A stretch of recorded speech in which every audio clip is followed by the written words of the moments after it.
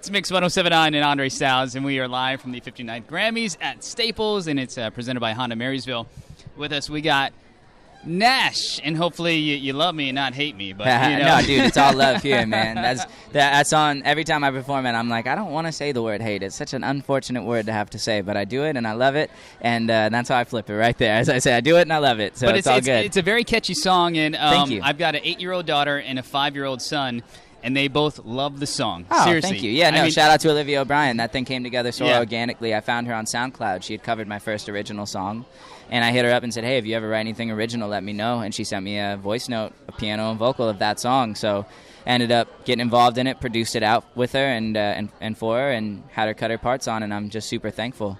And, so thanks for saying that, man. I appreciate it. No problem at all. It's a great song, and it's amazing now, like you said, you found her on SoundCloud. I mean, it's not like you were, in the studio waiting. You were, she posted online, and you were able to find that and bring her in. Yeah, well, she was actually the first person to ever cover one of my songs because it was my first actual song that was out that I wrote. But, dude, yeah, I mean, it's the same way with all the stuff I make. I just find people that either friends are like, hey, you got to work with this guy. You guys would make some great stuff, and whatever comes out of that, or be it like Home, my new single with Johnny Yukon, where basically Johnny was going through a similar thing I was going through in his home life, and I heard that idea, and I said, hey, man, I connect with this. And basically, long story short, my family was going to have to sell the house that I grew up in, and I figured out a way for that not to have to happen, and that's what the song Home is about. And it's just about the idea that, like, regardless of that, like, home isn't where you are, it's who you're with. Sure. And so that's, like, kind of what we're all about in 2017 is just getting good vibes out there and letting people know that, like, it's you don't have to be alone if you're listening to my stuff.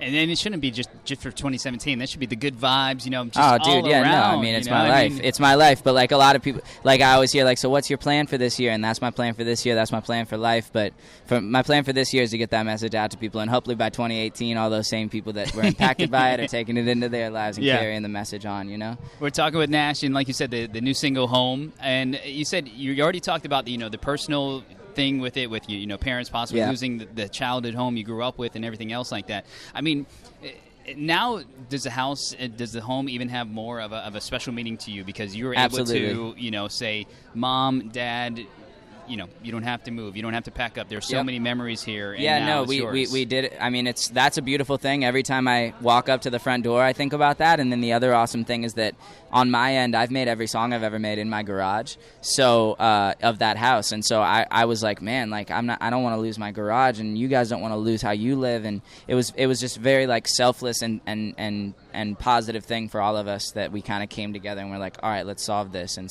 it turned into this song that now is my single, and I'm so thankful for it.